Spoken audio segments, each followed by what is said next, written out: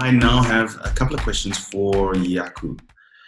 Jako, at the start of the calendar year, markets were looking forward to a relatively strong year, especially from growth assets. Now, considering the relatively lackluster performance experienced over the last few years, what's happened since is the complete opposite. From a portfolio management perspective, it's really a case of looking at both the valuation aspect together with the risk aspect thereof.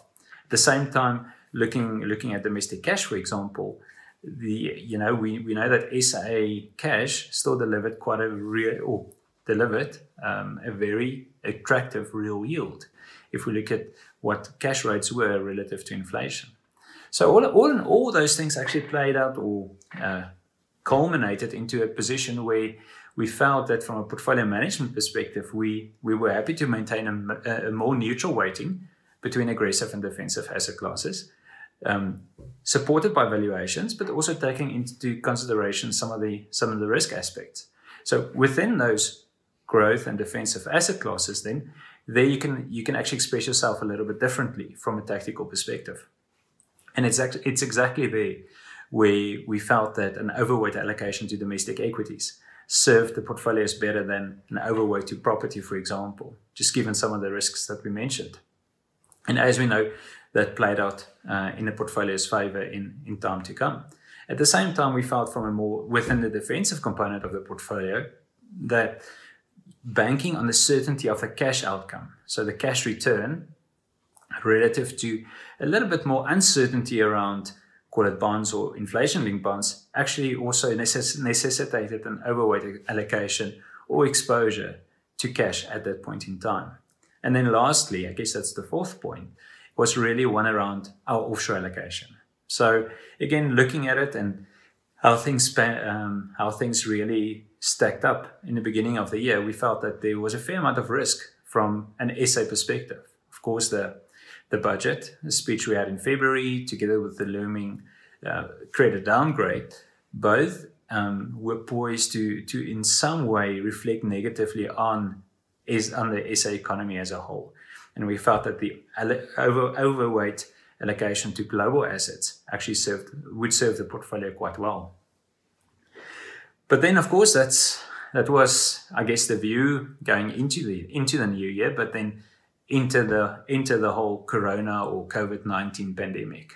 And what we saw subsequent to that is obviously well documented at this stage. But in essence, what it really meant was that these very same growth asset classes that I alluded to earlier sold off quite aggressively across the world. So it didn't matter whether or not you were looking at developed market equities, emerging market equities. They were all pretty much exposed to the same risks. And this flight to quality really saw a lot of cash, both from global and local investors, find their way or move out of these growth assets into what is perceived to be more defensive positions. And I'm really referring to cash, especially from a global perspective, looking at US bonds, for example, and US treasuries. So from that perspective, it's been a risk-off environment. It's something that we experienced from pretty much the latter part of January, going all the way through to pretty much the end of March.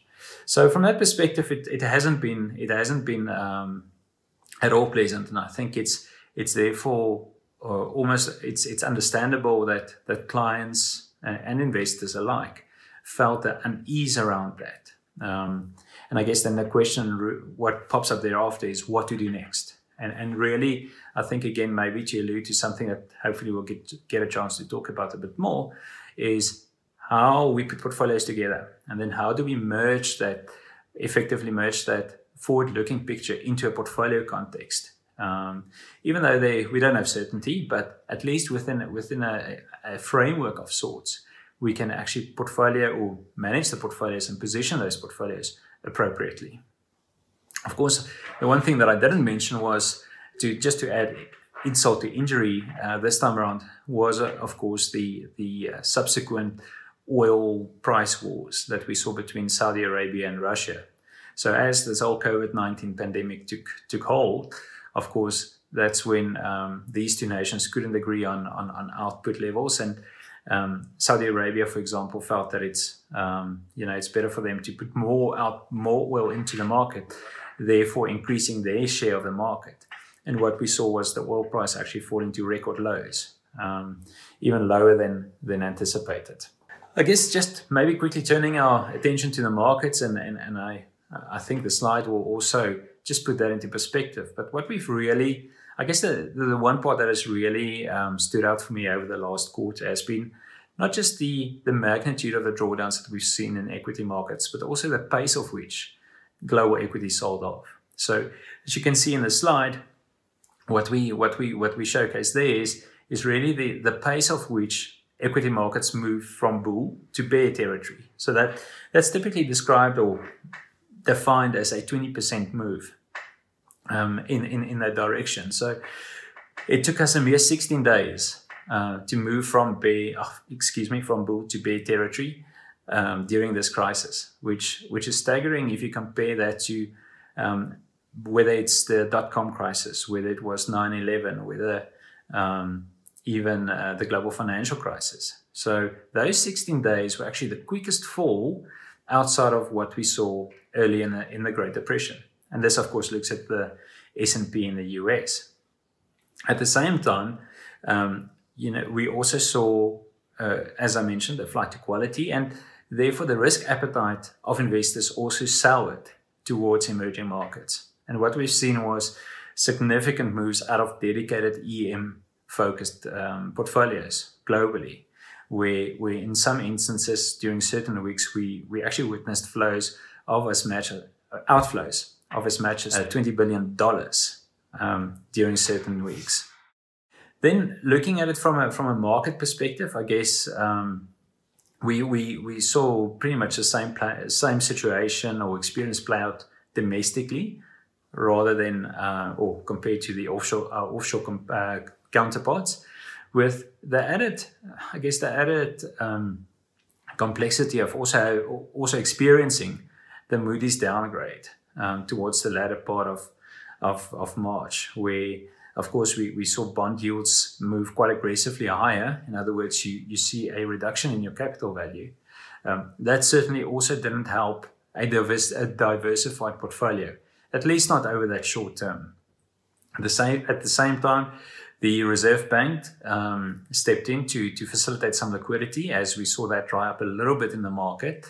And then from a consumer perspective, of course, I guess this is purely from a consumer perspective, a bit of a silver lining to this dark cloud was in fact the 200 basis points interest rate cut that we saw during this time as well. And of course, we know domestic property was hit really hard, especially from not just from a market perspective, but also from the primary and secondary effects of the continued lockdown that we experienced. So all of that really culminated into, as I mentioned, a really bleak picture for domestic growth asset classes, as equities themselves delivered a negative return of 27% over the quarter. Domestic property didn't fare much better either, down more than 40%. At the same time, as I mentioned, with bond yields moving aggressively higher, we saw negative returns being posted by nominal and inflation-linked bonds. And then lastly, I guess, again, maybe a little bit of a positive was how the rand weakened and the impact it had on the rand returns for global assets. That, of course, softened the blow quite considerably for the offshore equities and actually helped propel offshore bonds quite a bit higher. So if we just look at, just to again illustrate the experience we saw, and for me, which is also, it's a personal lesson, and I guess it's a lesson for investors as well, is to, through these crisis times, to almost work against and guard against knee-jerk reactions. And what we can see on the slide has really been the progression or almost the return profile of the majority or the main asset classes between the 1st of January this year towards the latter part of March. And we've spoken about the returns themselves. And I think it's very easy for clients at that point in time to feel the urge to do something. But as we know, timing the market is extremely difficult, if not impossible. And if we just flip the slide, what you then immediately see is, of course, the recovery we've seen in both domestic and global markets post the latter part of March, going into April. So, and the year we're looking at returns of between 20 and 30% off a lower base. So even though we haven't recouped the losses that we experienced during the sell-off, there has been some of that pressure has been relieved to a large extent. But again, it shows that, almost capitulating at that point where things feel a little bit out of control, it's very important to stay the course again, because then missing out on the upside, whether it's a 15, a 20 or 25% uptick, is very detrimental to one's longer-term investment plan. So I think just looking at it, and maybe just to summarize for I guess, going back to your question, Andy, it's been extraordinary. It's been interesting. It's been riveting, to say the least. And I guess now we need to look at what we do going forward as well. There's sure to be some uncertainty around valuations as the market tries to almost look through this crisis and look through earnings and dividends to find a new normal, at least for the foreseeable future. That's amazing, Jako, considering both the speed and extent of the drawdowns we've experienced. Now, considering that momentum focus and target fund of funds are multi-asset solutions, how have multi-asset class solutions experienced the most recent drawdown? Are there similarities to previous crisis events? What are the lessons that we can draw from these experiences? Look, I think it's important to, again, just, before we talk about and delve into some of the experiences of late, it's for me always important for a multi-asset class solution, I guess, to refer back to what's most important in terms of both the experience as well as the objective. And what I've shown, I think it was in the previous Outcome Matters session we had, was really how big a role or an important role your asset allocation decision makes. It's of critical importance whether or not you are exposed to equities versus property versus bonds versus RLBs, rather than selecting manager A versus B versus C versus D. It's got so much more of a not predictive capability, but rather it's got such a big role in terms of your performance outcome at the end of the day that it can't be ignored. Now, looking at the momentum focus and target fund of fund ranges, of course, we do have the 5 risk profiles, every single one of them with a very specific investment objective and risk objective at the same time. And what I've just illustrated with this very straightforward slide is really how we divide the portfolio between these defensive and risk assets. Now, as you would expect for portfolios with a higher inflation or a higher performance objective, of course, there you need more assets with an inflation beating capability. So in modern investment times, that relates again to the growth asset exposure. So you do need an allocation to equities, both domestic and offshore, to property, domestic and offshore, to drive those returns. So it is therefore expected that some of these portfolios with a higher growth asset class exposure will typically exhibit more volatility and variability over the shorter term.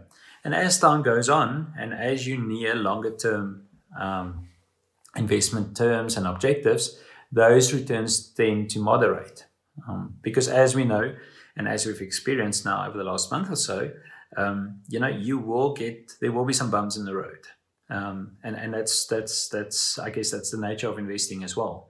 On the opposite side of the spectrum, where I guess we favor or we target lower performance objectives or returns, but we earn a side of caution in terms of the variability in that outcome. So there we include a much higher allocation to defensive assets.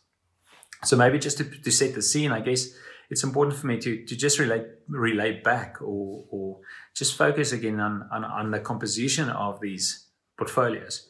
So if we look at the progression, or again, as we look at the experience, I guess, over the last quarter, what we've really seen is how these portfolios participated in the drawdown. So on the slide, on the screen, you'll see that what I've plotted there for illustrative purposes is just how both the equity and the domestic property market have fared between the 1st of January up until the end of March.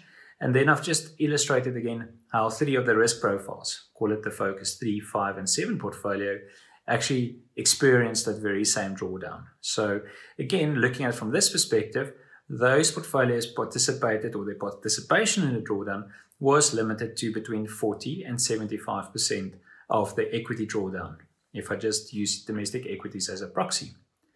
As I mentioned, I know we experienced a reprieve or a recovery post that.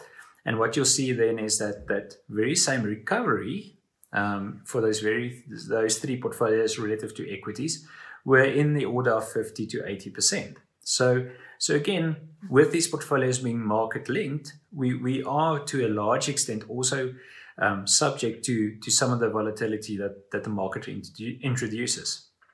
I think from a portfolio management perspective, at the same time, it's perhaps then also a good point to think about, or to talk about some of the portfolio management activities that we engaged in over the last month or so, as we navigated through the eye of the storm. And I mean, maybe just to highlight a couple of things, what we have done is we have selectively reduced our property exposure further, where liquidity permitting, of course, because what we have witnessed is, of course, the forward-looking prospect for domestic property has deteriorated even further than we anticipated earlier in the year. And now also looking forward and looking through this, we actually see more risk in that sector, or that asset class, and therefore we redeployed those assets away from domestic property.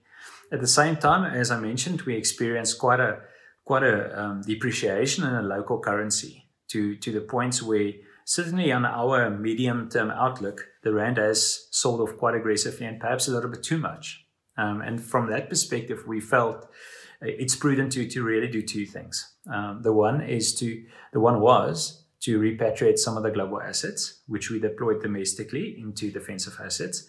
And the second was to also introduce or incorporate a currency hedge on the portfolios. Not significantly that it's going to materially affect the profile of the portfolio, but at the very least to give investors some protection should the rand strengthen from these oversold levels.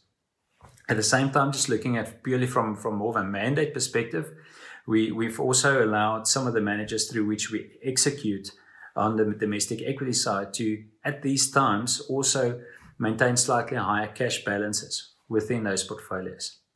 Again, it just gives managers some room to maneuver should opportunities arise, and that from that perspective, we also felt it's prudent. And second to that, we've also allocated more assets or managed the portfolio in such a way where we have a larger allocation to quality. So quality from an equity perspective. So a lot of the holdings in our portfolios are more slanted towards shares and instruments and counters that have stronger balance sheets, where there's more visibility in terms of earnings going forward.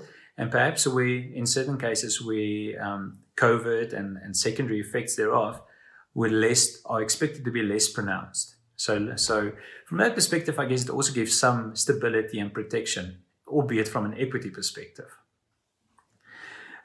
If we look at maybe just, again, I think it's important, as I mentioned, to try to understand the past. Not to say that the future will repeat itself or the past will repeat itself, but at the very least to understand how, from a multi-asset class perspective, how portfolios react and how asset classes react. So on the slide on the screen, what we've done is we've looked at 3 previous crisis periods that SA investors experienced.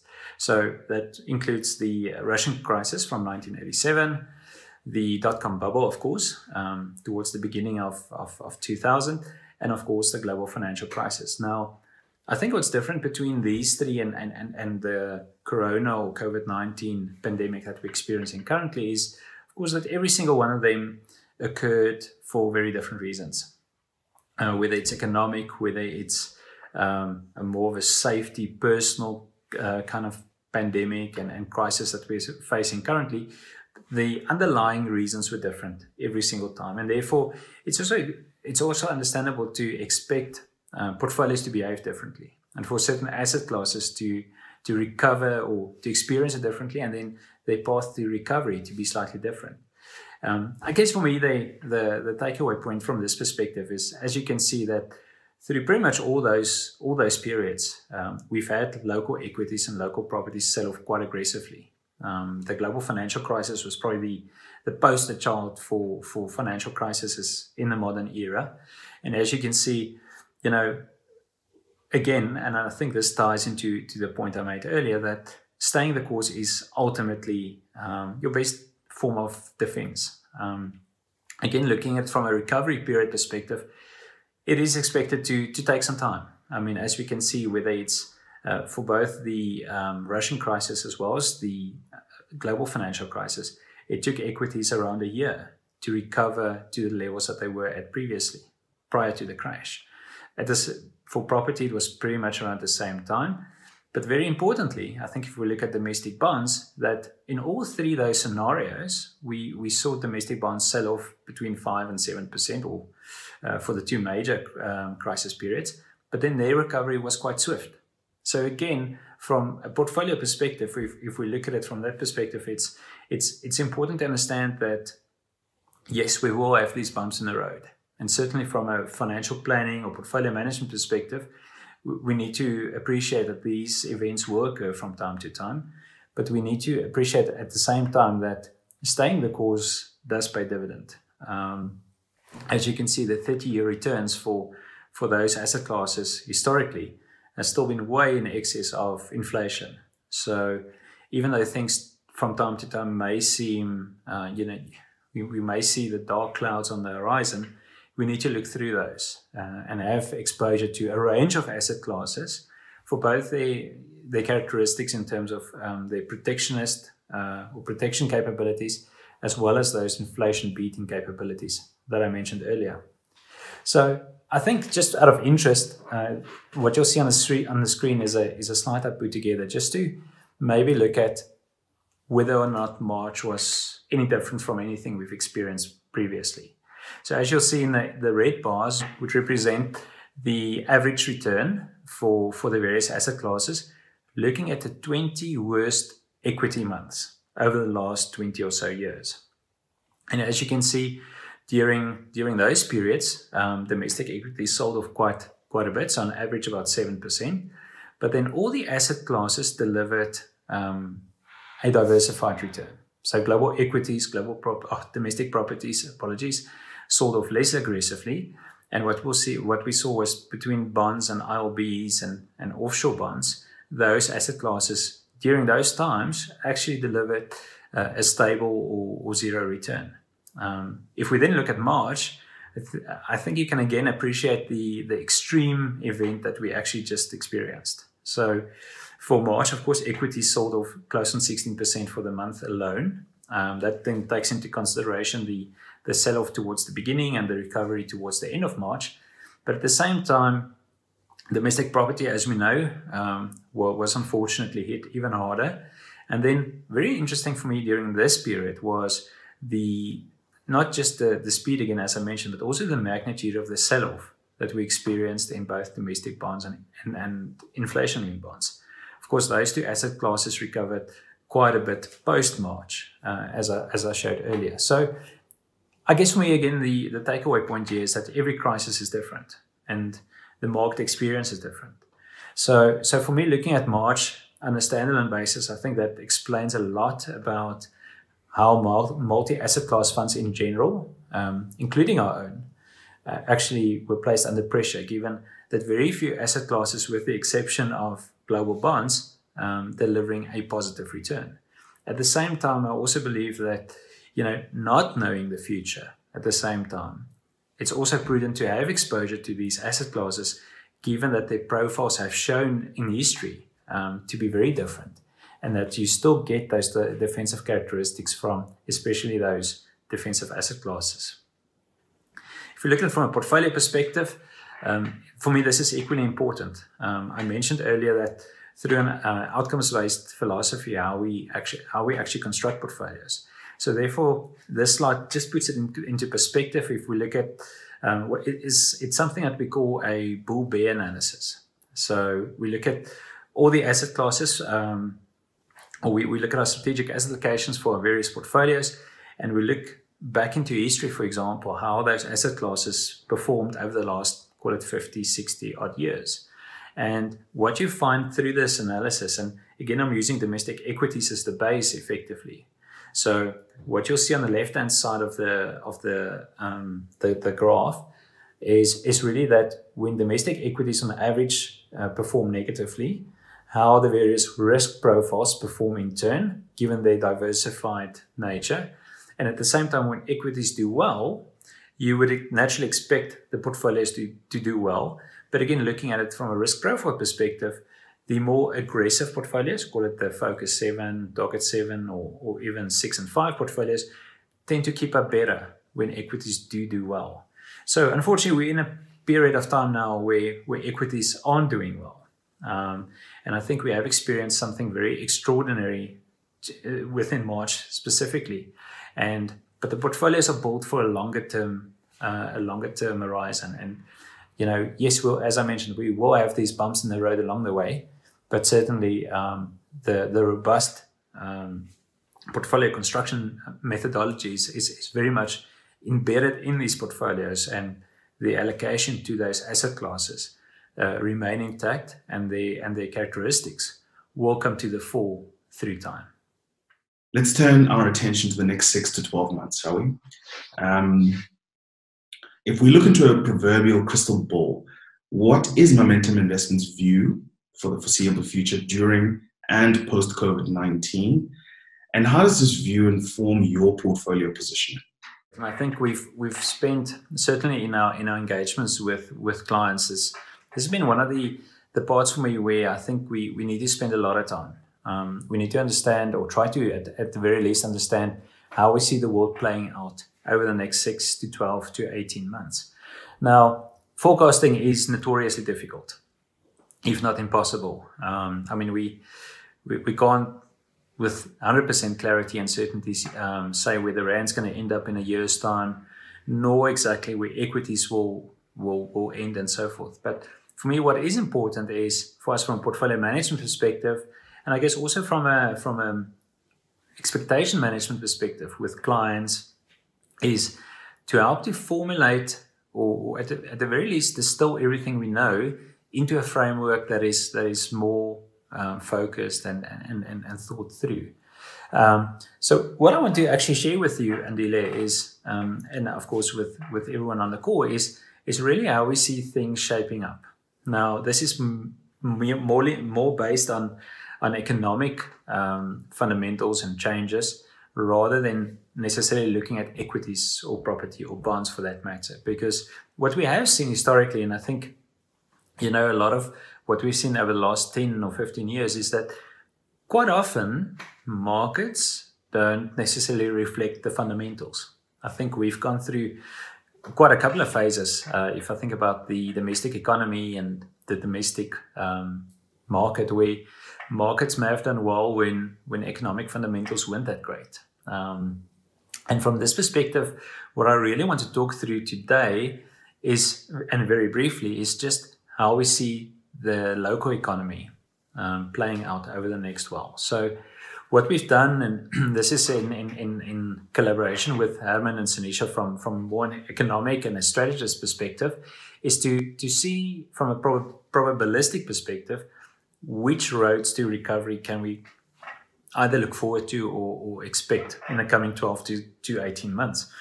Now, as you would expect, the V-shaped recovery, which is also colored in green on my slide, represents what the best case is. Now, we certainly experienced a V-shaped recovery, I guess, from a market perspective. Just looking how quickly things certainly fell during the latter part of March, and then our markets recovered from the latter part of March into April. So markets seem to have provided us with a V-shaped recovery from a pure investment perspective. However, from an economic perspective, it's not that clear cut, and that's why we say it's the best case. In other words, it's the best of all. It's the best way of us getting out of the current recession that we're in, and typically looking at previous V-shaped recoveries, there are certain things we need to look at. Now, from a pure pandemic perspective, as we find ourselves in now, those recoveries that we've seen were typically boosted or at the very least informed by anything from a pharmaceutical breakthrough, a highly effective vaccine, for example, that was brought to market that would have helped to alleviate some of those concerns. At the same time, with that, so with those vaccines or recoveries, quarantine measures like the ones we have and that we are experiencing now will be done away with very quickly. So it's not this protracted, staggered even alleviation of lockdowns. In a V-shaped recovery, you need a vaccine and a very short and immediate suspension of any of these methods or quarantines that we are seeing currently. In this case as well, I mean, if we look at it from a pure economic perspective, should this picture effectively manifest itself, we see economic recovery or economic activity resume very quickly towards the middle part of 2020, so within the next month or two. So that's why I'm really saying this is the best case. We do assign a lower probability to this, however, just given everything that we've seen, experienced, and what we are looking forward to. I guess our base case, which is in our view the more realistic way out of this current situation, is through a U-shaped recovery. Now, what a U-shaped recovery really lends itself to, in a nutshell, is that as we are seeing now, across the world, you'll see peaks appear in terms of infection rates, but also then recovery rates, as we've seen going from China, for example, into Europe, into the US. What the U-shaped recovery is also based on, however, is that as you go through this process, you don't get reinfections. So you don't get secondary impacts or effects of people being reinfected and you're having to go through this whole process again. If we look at this from an economic activity perspective, we are only likely to see growth in economic activity pick up towards the fourth or third quarter latter part of the third quarter of 2020. So what this really means is that we go through this recessionary phase for the next couple of months, and only later do we see a gradual uptick and a recovery of economic activity. It's of course still very unpredictable and data dependent. I guess call it the bear case scenario, which is the one that we've got in the orange color, is really shaped, or it's really focused on a U or W-shaped recovery. Now, I alluded to it just now in that what those profiles look like is very much the U shape as we're going through now, but then we get to a point where perhaps there are broader global reinfections. So effectively, you're turning back the clock and you're doing everything over again. So therefore, the economy starts to recover. You get a high infection rate and you go back to where you were. So that then forms a bit of a W, effectively. And from an economic activity perspective, it's also quite detrimental to economies, because what you do is you starting up economic activity, and shortly thereafter you have to scale everything back again. And in that scenario, I guess you will only see true and sustained economic activity pick up towards the latter part or the early part of 2021, really. And certainly not the one that's conducive to growth markets at all. And then the last one, what we call is the L-shaped recovery. Now, I think Sanisha mentioned this, and McKinsey calls it the black swan of black swans. And really what it really means, this is almost I dare not say it, but an all fall down scenario where global economies or global activity is decimated for an extended period of time with no real possible shorter term or medium term recoveries. And in other words, economic trade is severely hampered across the globe, and it's sustained at those low levels for quite some time. And I mean, it's very difficult to even put a timestamp on it. But the reality is that in that scenario, you also find that global growth reduces significantly. It's economies and countries become more inwardly focused than they have been over the short time. And in that scenario, it's really detrimental to both financial markets and, of course, to investments. Of course, as I mentioned, we're looking to a U-shaped recovery. So as things stand, we typically look towards the next couple of months of being in this recessionary phase before things tick up. And I guess that's also, as I mentioned, where financial markets will look to find and establish some kind of base. There's a lot of forecasting error at this point in time because we don't know how companies are going to, when they do report earnings and profits, we don't yet know what the impact of the COVID-19 pandemic and subsequent lockdowns really means for them from an earnings perspective.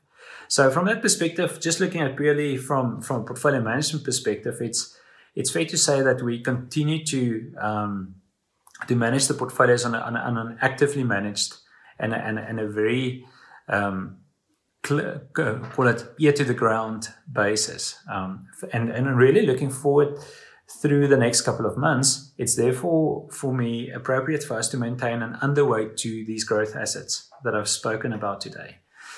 Again, most importantly, because we don't quite know what the path to recovery will be. So you have to have some of these growth asset class exposures in your portfolio for their inherent characteristics, but at the same time, you have to be cautious. I think it's fair to say that, yes, markets have done quite well post the latter part of March into April, but it's at the very least unprecedented to see markets do this and continue to build on this, given everything that's happening. Herman, for example, we talk about, this is not a single, call it earthquake or natural disaster that happened and passed. These are, in actual fact, events that would have happened and continuously happen in a smaller scale. If I look at, for example, infections, the infections are continuously there and rising in certain cases. So from that perspective, the market is perhaps a little bit too optimistic in terms of some of those returns. And I mean, even if we look at it now on the US, on the S&P, we've moved from a phase, or from the peak, equities are down close on 15% at this point in time. And it feels as if that is not enough of a correction given the wholesale or wide-scale disruption to economic activity. So purely from that perspective, we're very comfortable to maintain that underweight exposure to growth assets relative to defensive assets. At the same time, we continue to hold or manage the portfolio in a way where domestic equities are favored to domestic property. We will, at the same time, given where yields have moved and the valuations on domestic bonds, continue to hold an overweight exposure to bonds, especially now that cash has, given the reduction in interest rates, that we see a reduced return from cash. And at the same time, as I mentioned, we'll also look at a more neutral position between domestic and offshore assets as well, as we repatriated some of those global assets given rand weakness. So I think maybe just in summary, Andile, if you would indulge me for just a second or so longer, I think for me really the main takeaway points at this point is that from a portfolio management perspective, the team is as committed and as driven to manage these portfolios in a manner that is responsible and in line with what our objectives are.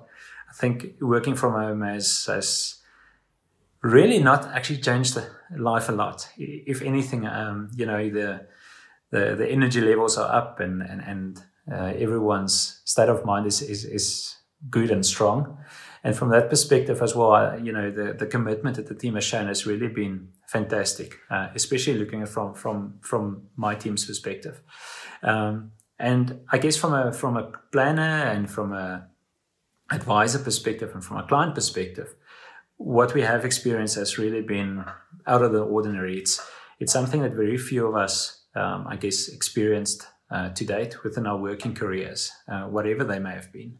And as we've seen how quickly things have changed between Feb and March, they've changed as quickly between March and April. So again, it talks to me about staying the course. Of course, looking at the way we manage the portfolios. Of course, there's an actively managed portfolio there. It's something that we're managing through this, navigating through the storm. I saw a quote that relate to everyone being in different boats, but we're all being in the same storm. And that for me is very true. And that's why, we're trying to make this as comfortable as possible. And I mean, at the same time, if you feel you need to reach out to the team, please do so. And we'll be happy to oblige with any comments, any interactions that may be necessary. But I thank you for your time, Andile, and of course for everyone dialing in. I really appreciate it. Take care, stay safe, and I hope to speak to you soon.